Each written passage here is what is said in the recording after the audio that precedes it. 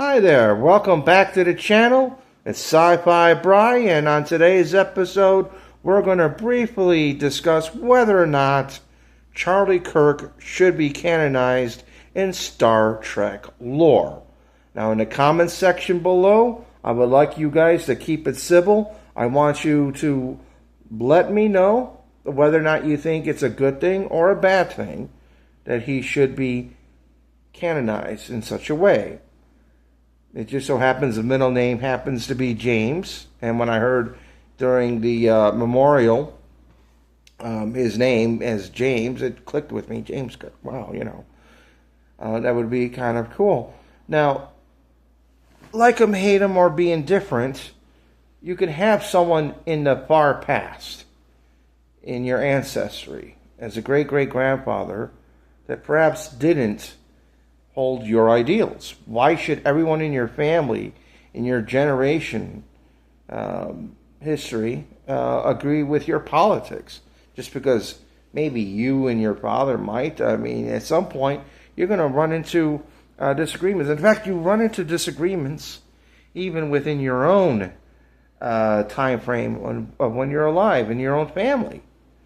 So it doesn't seem like it would be impossible for Charlie Kirk to be a great-great-great-grandfather of, albeit a fictional, Captain Kirk. And Captain Kirk has a lot of the spirit of going against the grain and a little bit of anti-authoritarian point of view.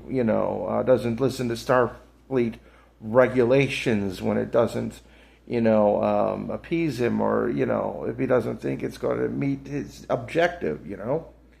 So that could be something that's in someone's DNA. Surely Charlie Kirk goes against the grain. Surely he goes against the authority of his time, of our time right now, and and all that. So I know a lot of you have a problem with him, and I sympathize and I empathize with that.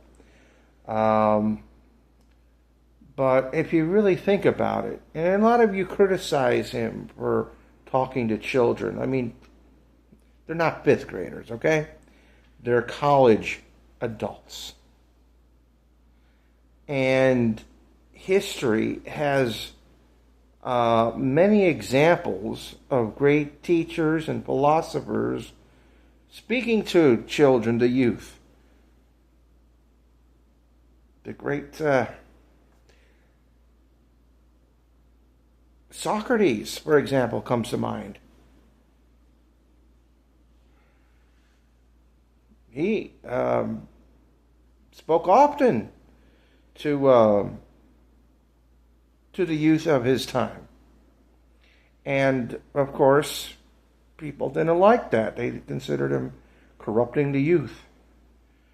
But he was one of the greatest thinkers of all time.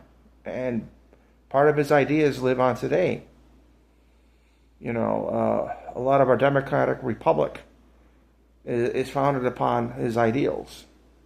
So,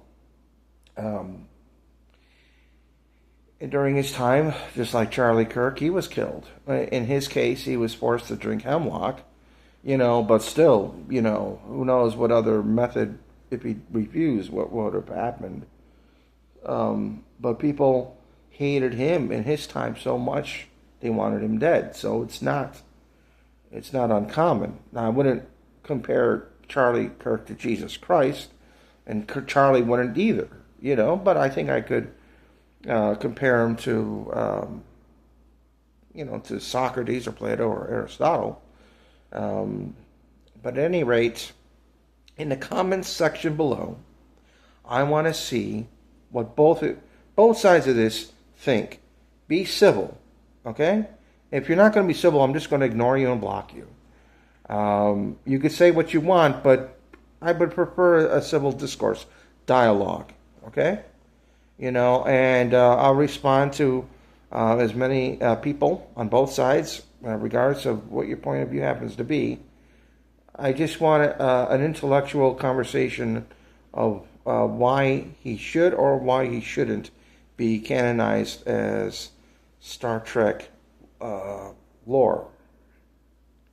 So I hope you enjoyed this video and this type of discussion. Always feel free to leave examples of things that you would like to see, videos and topics you would like to see covered. And I'll see you in the next video.